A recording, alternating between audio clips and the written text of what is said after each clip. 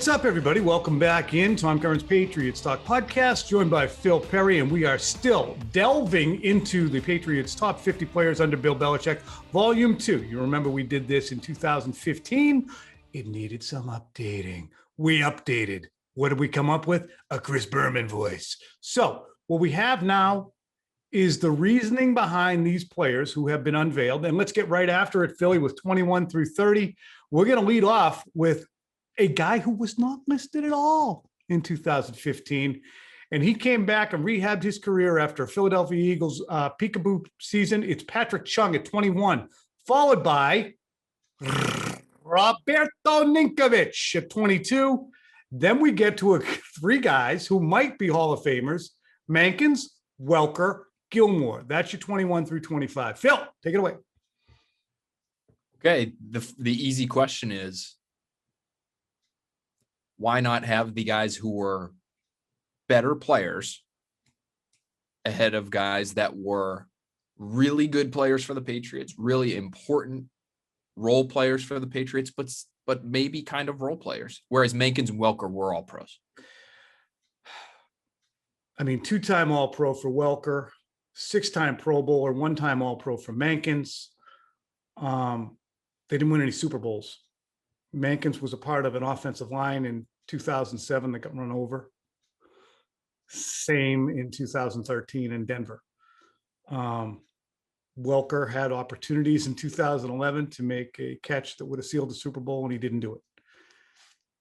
Do we have moments from Patrick Chung in his 10-year career, or Pro Bowls or All Pros? No. But we have a guy who contributed to Super Bowl wins 3 times, played in 5 Super Bowls. With Ninkovich, do we have moments in his 8-year career, which was shorter than Mankins? Yes, we do. Tell you what, if you don't have Ninkovich's sack of Russell Wilson in 2014, that Super Bowl ain't coming in. You ain't coming back. You ain't coming back. It was not cutting time. How much time was left? That was fourth quarter, maybe like 10, 11, 12 minutes. I want to. Yeah, I think it was their first. I think it was Seattle's first drive in the fourth. Had to have it. And he did stuff like that all the time. He was also, I might add, indestructible. He never, ever missed a game. Now, Mankins, we're talking indestructible. I mean, all of these guys, Mankins, Welker, just absolute machines. But I had to cut it someplace, and it became Super Bowl wins, Phil. And I can't fault you there. Again, that's why we're here. And so we're going to value those things. Those Lombardi trophies mean a lot. You could be one of the best guards of your era, and Logan Mankins was. You don't have one of those when a lot of other guys do, and they meant a lot to getting those rings. They didn't just happen to be here, Patrick Chung and Rob Ninkovich. And those guys dropped. I had Mankins at 14 in 2015. I had Welker at 13. So I flipped those guys. Again, I flipped them because of, when I looked at it, the length of time that Mankins was there, as opposed to the 6 years for Welker. But it's crazy because those two guys have everything else, right? But the rings. It's like, you want to talk about toughness and performance and durability, availability. Man, there we go. Maybe they don't have the patriotism scores because of separate contract disputes that they had with Bill Belichick over the years, but a little bit. Top 25ers for sure. Bring us now to another contract situation that's going on. It's Stephon Gilmore. And it's interesting when we look at this list, how many guys did have contract situations. I tallied it up.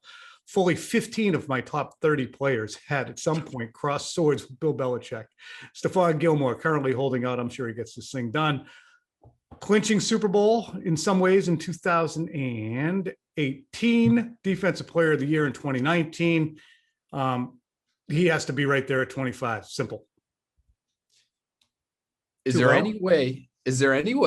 I was just looking at the rest of the list here as I was moving. You want to put everybody at number 12, Phil. You wanted to have a whole list of number 12. I did. I had a lot of everybody deserved to be above. I had 35 guys in my top 15.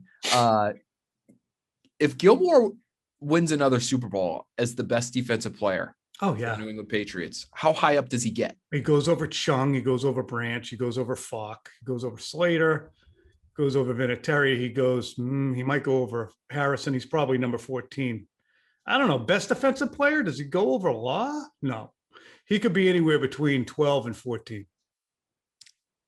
I think that's about right. I was going to say, is there any chance he could get into the top 10? Like as a Vrabel free agent acquisition who just went on a tear once he got here?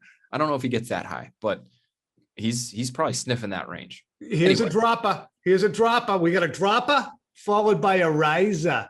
We have Randy Moss at number 26. He was 16th. We got Ted Johnson moved up 10 spots because I gave a little bit more credence after to what the Lewis and Clark theorem was. And you got a guy who was in the middle for 3 Super Bowl wins, Ted Johnson. So he's up to 27. Then we have Dan Copen, Roman Pfeiffer, and Lawyer Malloy at number 30. We are getting into a range, Tom, where a lot of our listeners may have never seen these guys play. Right. I mean, that's how old we are, number one. But number two, it's just how the audience can skew, especially in an audio medium like this one or on YouTube. I mean, how many people do you think have actually seen Copen and Pfeiffer and Johnson and Malloy, in Patriots uniforms live on television?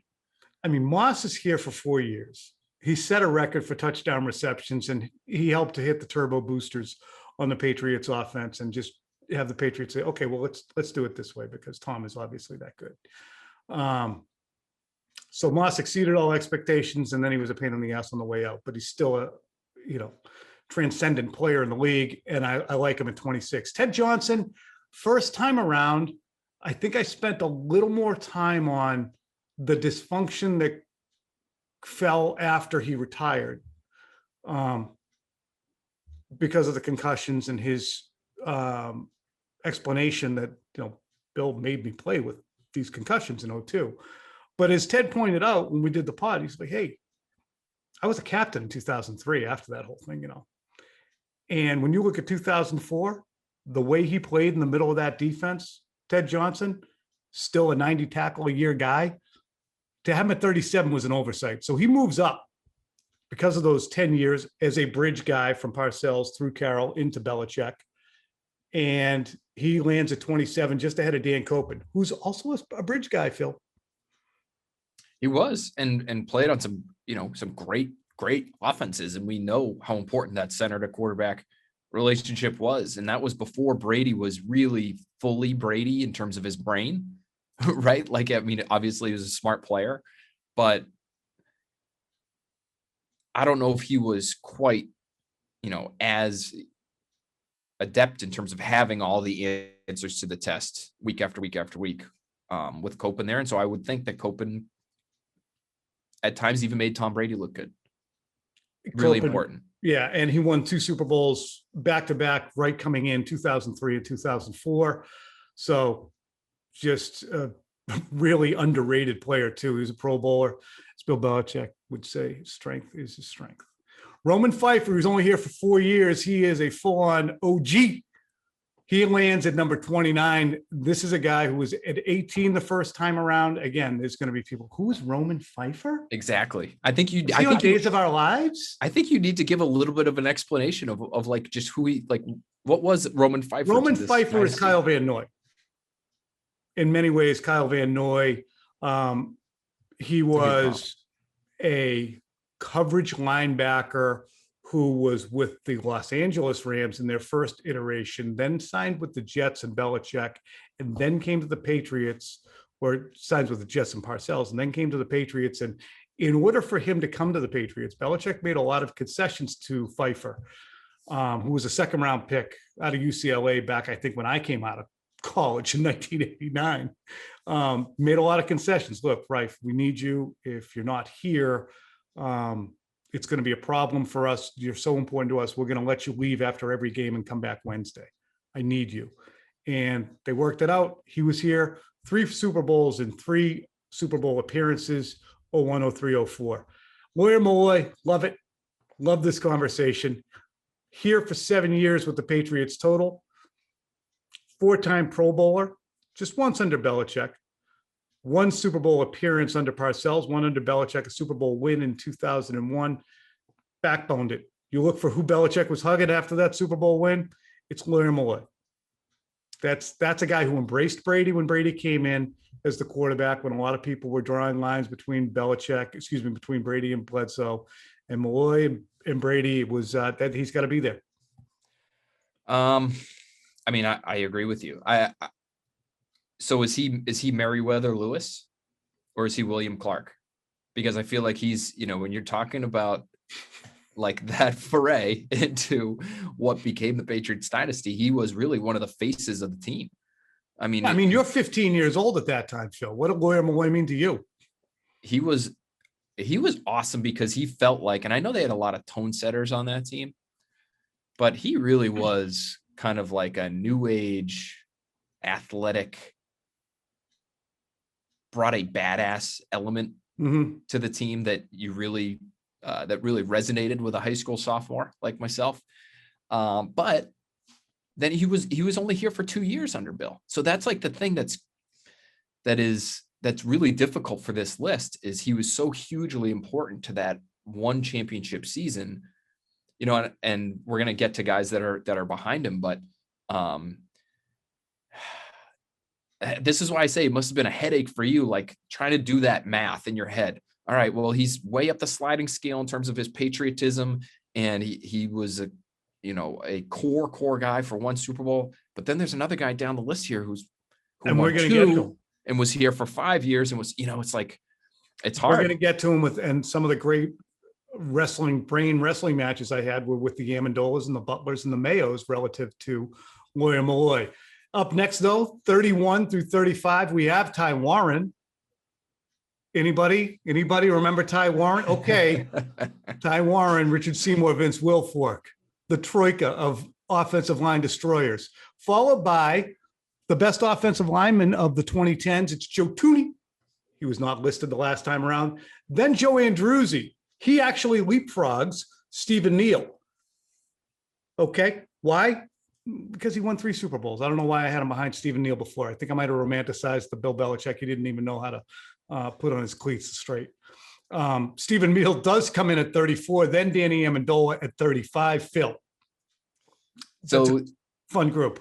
This is a great group. This is not only offensive line heavy, but interior offensive line heavy. Yeah, it's meat and potatoes. And interior defensive line off the top with Ty Warren. I mean, this is, if you love your hog mollies, this is the section of the top 50 list for you. I mean, Ty Warren, again, another probably underrated guy who probably would have done a little bit more in a different type of system, but he was a perfect two gapping for that period of time. 3 technique out to 5 technique, did 3-4 defensive end. Like he was like Lawrence Guy, right? I would kind of like in terms of style of play, but just tremendous in that role. And then I look at Thuney. This is hard because you mentioned Andruzzi won 3. Thuney to me is somebody who, again, would probably be one of my 35 inside the top 15 because he was could be higher. He could.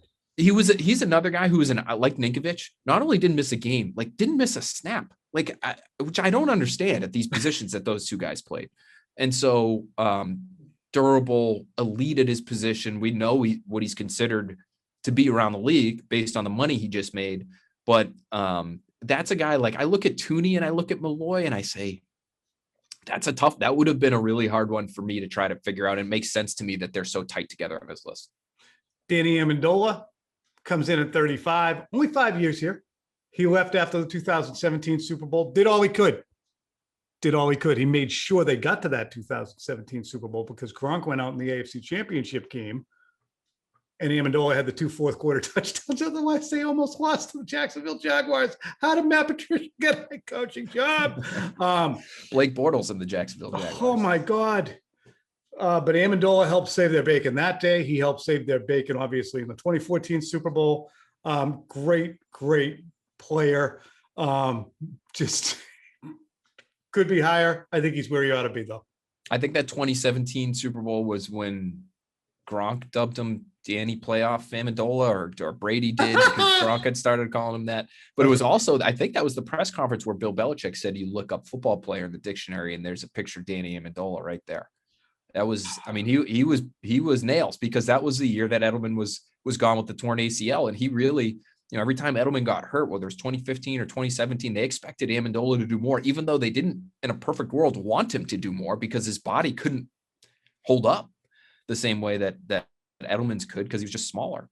But boy, he was tough, and he played well in big moments. And he does not have a ton of great regular seasons here in New England, but he's got a ton of moments. One of my favorite Amendola plays was the catch from Jimmy Garoppolo at Arizona in 2016. Big one. Down the middle of the field on a Sunday night when they needed it. Malcolm Butler got bigger plays than that in his satchel.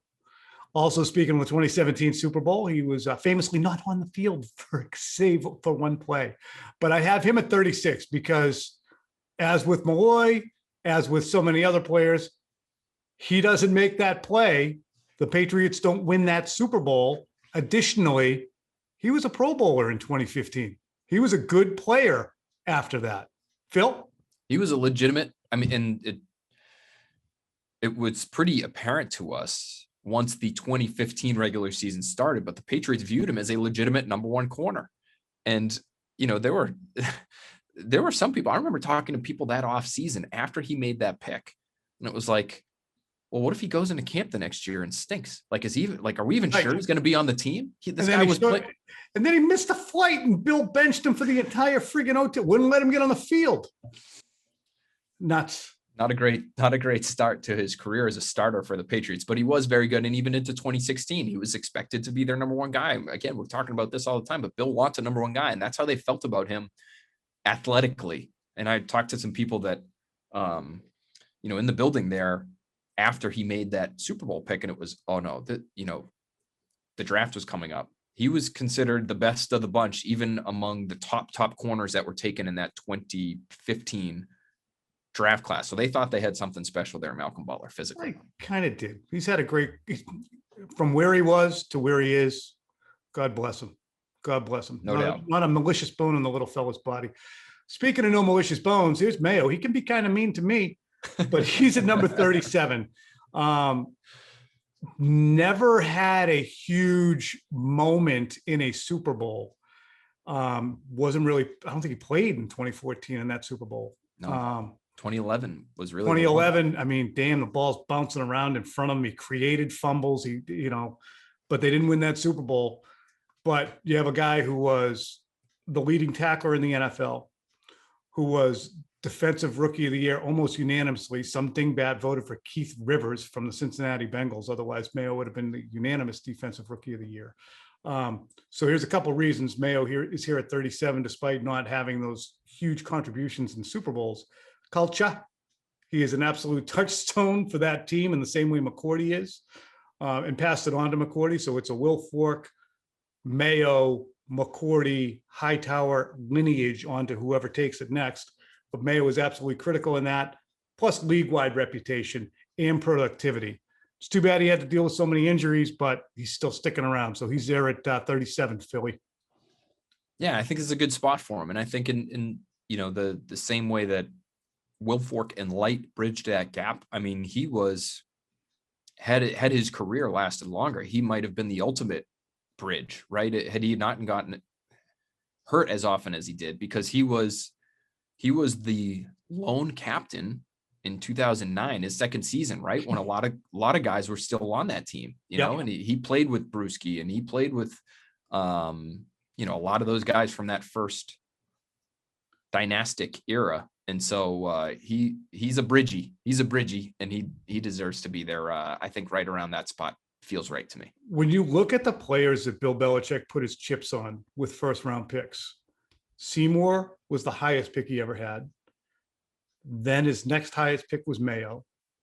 Then the guys like Hightower or Chandler Jones, who ended up being a great player, or McCourty or Mankins.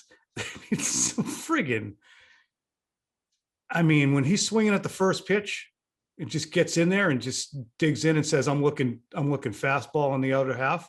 And if he sees it, he's ripping. Good shit for Bill. Nate Solder at 38. Better than you think. 7 years he was here, 2 Super Bowl wins, 4 Super Bowl appearances, no Pro Bowls, no All-Pros, certainly could be a Pro Bowl level player. He's at 38, followed by Kyle Van Noy and Trey Flowers. Phil? This is a sneaky, difficult trio to rank, in my opinion, because Trey Flowers might have been their best defensive player in 2016. And if he wasn't their best, I don't think he was their best in 2018, but he was one of their best. He was a top 3 guy for them, maybe after Gilmore and Hightower. Yeah, he probably should be ahead of Van Noy. Too late now, though. No, I don't know if he should be ahead, though, because Van Noy, Flowers really had 3. No, he was drafted in 2015. His first good season was 2016. So he really had 3 good seasons. And Van Noy, almost as soon as he got here, became like a pretty important player for them, because Collins went out as a mid-season acquisition too. Yeah, Collins went out. Van Noy went in. Van Noy, versatile, off the ball, on the ball. That's why I say this is a tough group. And then Solder's got that left tackle factor, which you mentioned with Light, is just so important. It gets underrated, but it's the value of that position that forces a guy like that up this high. So I would struggle with these 3. I think you've got it though pretty much right there. I don't know if I would change that. All right. Well, we're turning into the final 10 now, Phil. Let's get into the running backs. We got them stacked up here. They are stacked. Wow. LeGarrette Blount at 41, followed by Corey Dillon at 42, followed by fullback James Devlin at 43, Antoine Smith 44, and then H to the Larry Izzo is at 45. Hi, Larry. Phil? Larry Izzo is going to be another one for people. And I remember Larry Izzo. I remember Roman Pfeiffer. I think there are going to be people who are like, Larry, I have literally never heard of Larry Izzo before. There are going to be, there are 18-year-olds that don't know who Larry Izzo is. Larry Izzo was Matt Slater. He was Nate Ebner, but a little bit better than Nate Ebner. But more Ebner than Slater, probably, right? In terms of role, right. Yeah, but I mean, if there was no Slater, Ebner would probably be winning pros and Pro Bowls. And Izzo was probably more of a dirty work. He wasn't the gunner on the outside making the, who ran the 4.340, right, and right, tracking guys down like that. Back to the backs, though. Sorry. Blount is here because of the 4 years, 2 Super Bowl wins, and he's ahead of Corey Dillon, who had a more productive single season with 1,800 yards in 2004. Corey was here for 3 years. Clock killing Corey Dillon. Those guys have to be next to each other, and I put Blount there because of length of service, 18 touchdowns, and the fact that they won 2 Super Bowls as opposed to 1. All right, I've got a bone. I'm picking a bone here. Okay. LeGarrette Blount was benched, I believe, in that 2016 Super Bowl. Mm-hmm. They got down in close. He fumbles. We hear a lot from him on the Do Your Job documentary that year because he's on the bench and there's a microphone somewhere close to his mug, and he was constantly talking. So he was a good narrator. Does Corey Dillon's, one monster year deserve, in the same way Lawyer Malloy had a monster year, does he deserve to be bumped because of that, just the massive contribution he made? I feel like people remember that Super Bowl as the Corey Dillon Super Bowl run. Well, and it was a better team too. That's the 2014, the 2004 Patriots better than the 2006 Patriots. So, yeah, good point. You lose. Do your own way. James Devlin. I'm glad the fullback's here. I'm happy about 43, and he's at 43 for a good reason. Why is he right ahead of Antoine Smith, Antoine the Mantoine, who I love? 8 seasons for James Devlin, 3 Super Bowls for James Devlin, 4 Super Bowl appearances, 1 time a Pro Bowler. Antoine the Mantoine, yeah, he was a Lewis and Clark guy, but he was here for 3 seasons, and he was kind of not really a big a contributor by 2003. So he drops from 23 all the way down to 44. Sorry, but Phil, you fine with that? Yeah, I like this. I think Devlin was a defining player for one Super Bowl run for sure. His run as an important player in the offense was much longer than that. But that 2018 offense that changed and transformed from being Chuck and Duck at times probably that year to let's just grind it out and run over people. You can't do that without James Devlin. So I would say he's more than just a toughness quotient guy, a character guy, a culture guy. Like, he was vitally important to the X's and O's in that one Super Bowl run year. And then he brings you all that other stuff that the Patriots love. And he has to be on this list. And that's why it's great that he's right next to Corey Dillon, who helped bring them another Super Bowl in 2004. So those guys, without either of those guys that don't win Super Bowls, Izzo, we mentioned, now let's hit the last 5. And then we're going to talk about some of the guys who are just outside and some of the guys who dropped off. This is sneaky dramatic here, because people are going to be wondering. They're waiting on some names here, and they may not hear. 46, Shaq Mason, maybe lower than he should be. Asante Samuel, 47, definitely lower than he should be. 48. It's your list. I know. 48, Darrelle Revis, right where he belongs. No disrespect. 49 is David Andrews. We're going to round it out at number 50 with Chief David Patton, who made the reception in the AFC Championship game. Touchdown from Bledsoe, also a touchdown from Brady. The coffee bean moving guy, David Patton, rounds out our list. Phil, the last 5. Samuel should be higher. So I'm not sure. I mean, you would know better than me. You covered that team. He was one of the best in the league. He was really great at his position. And he was, when Ty got hurt in that 2004 year, he was kind of the guy who stepped in and stepped up, correct? Oh, yeah. So does he deserve to be over Shaq Mason, and I know he's got 2 rings, Samuel, as opposed to some of these other guys who are ahead of him. But why do you think, okay, you say he should be higher. Why did you have him where you had him? What's working against Asante Samuel, you think? Mad about his Super Bowl not catch. Mm-hmm. In 2007. Just an innocent bystander on the Tyree catch. And it didn't end very well with he was very, they renegotiated, they got stuff done. But again, I think I'm making too big a deal about things, and I think I hosed him.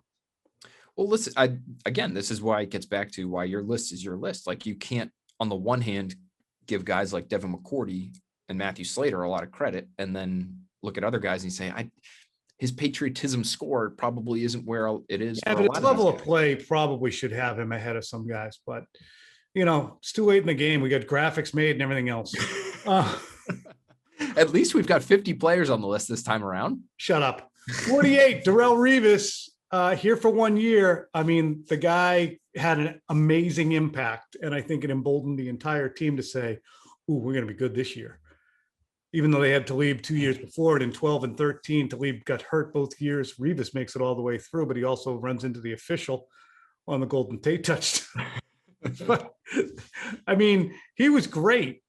And McCourty talks about how much everyone learned from having Revis there, but he didn't really have a game where I was like, not but that I guess day. That's what you're supposed to do that at corner, I guess. Well, you were also the guy. This just tells you how just stacked, absolutely loaded this list is that in 2014, towards the end of that year, you made the case.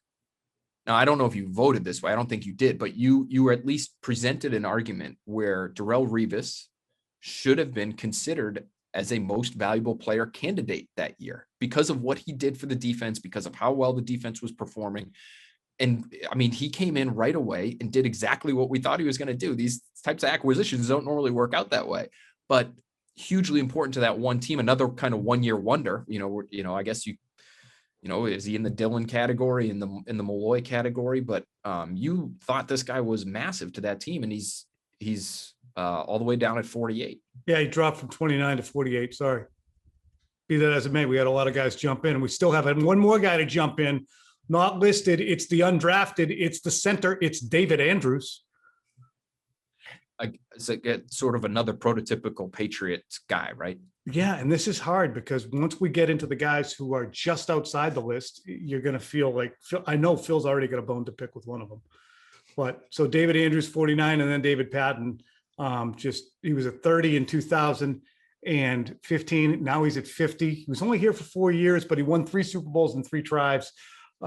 He was kind of one of those 60 catch a year guys, field stretching outside receiver, unbelievable character guy too. And as soon as I said earlier in this, or actually it was when we were doing the previous podcast, we were talking about Deion Branch, and I was like, man, this is what an explosive receiver looks like. As soon as I said that, I was like, well, they did have David Patton.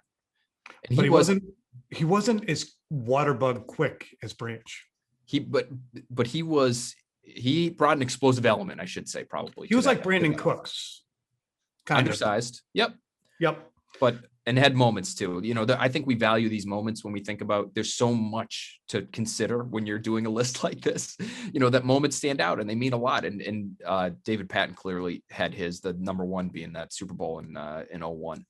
All right. There were 12 new additions to this list. And that meant the 12 guys dropped off. Here's the list of guys who dropped off: Aqib Talib, Daniel Graham, Ben Watson, Jarvis Green, Christian Fourier, Otis Smith, Anthony Pleasant, and Brian Waters, who was number 50 in 2015. Here's the guys who were just outside, Phil. Kind of in the order I would put them too. Kind of. Sebastian Vollmer, Marcus Cannon, David Givens, Lawrence Guy, and Bobby Hamilton. So Givens, Guy, and Hamilton, all 4-year guys. All of them won Super Bowls. Cannon was a 3-time Super Bowl winner. But he really didn't turn into what I would call a good player until about 2016. So be that as it may, wasn't very helpful in 2015, but it took a while for him to round into one of the best right tackles in the league. Yeah, and he has, one of those moments too where he is leading the charge for that James White game-winning touchdown in 2016. I mean, he's a pretty rare dude in terms of his size and the ability to move. I mean, 350 pounds probably. He was probably listed at 320. The one guy I look at, there's two. I look at Vollmer and I look at Guy. Guy probably doesn't have the tenure. I think I need to mention this too, real quick too. Among the guys who dropped off was Vollmer, who was 35, Givens, who was 39, and Bobby Hamilton, who was 42. Right. No, yeah. So Guy I get because, and I think I made the argument to you when we did our initial video on this. He's an all-decade player. I know. He was an all-decade guy, but even when we did the all-decade team, I think he had only really had 3 years under his belt. So, he's kind of taken that mantle, but they just hadn't had a ton of great interior defensive linemen come along in the last decade or so. Vollmer is the one I look at in that I feel like his patriotism score is sneaky high for the amount that he played injured. And like Solder, had the very difficult task in that 2014 Super Bowl of just trying to keep that Seahawks defensive front at bay. I know it's tough. And he's difficult decisions here. And he's from Germany, goes to the University of Houston, not even a combine invitee, but do I put him in over Andrews? Do I put him in over Samuel? Do I put him in over Mason, who was a, triple option friggin' guard? Right. At Georgia Tech, Devlin, Smith, Dillon, Blunt, Flowers, Van Noy, Solder. I mean, it's hard. It's hard. And can I just ask you? Yeah, because I bet this was another difficult choice for you, because I know you, Givens was top 40 on your last list in 2015.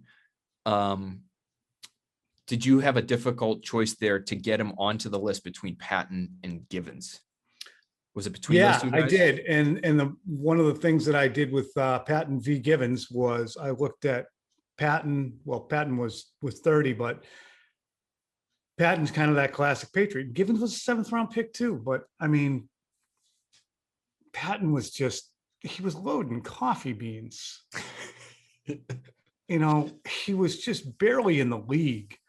And the catches that he made, and you can't take away the Super Bowl and really the 2003 playoffs for Givens in the cold against the Titans. But, I don't know how Bethel Johnson's not on the list either. But we got to pull the plug on this at some point. Folks, again, appreciate you guys listening and consuming It's all about content. It's all about clicks, and we hope that this was real good for you and you enjoyed the conversation too. Let us know if you could. Boy, I'm starting to hit the wall out here with the top 50s. Whew. Let us know. Give us a review. Give us a comment. Let's go get some lunch. Phil? Let's go do it. Great job out of you. Thank you for doing this. It's a lot of fun to kick this stuff around, and you're giving us stuff to talk about in late June into early July, which is what we need right now. All right. We got a vacation coming up for the nose. Phil's going to be on vacation. Happy Independence Day. I'm going to Aruba. I'm looking to buy a new driver. I already have new irons. My handicap is getting to the point where it needs to be. Not too low, right appropriate. Okay. So I'm happy about the golf game. I want you people to have a great summer. Stay safe. Use sunscreen.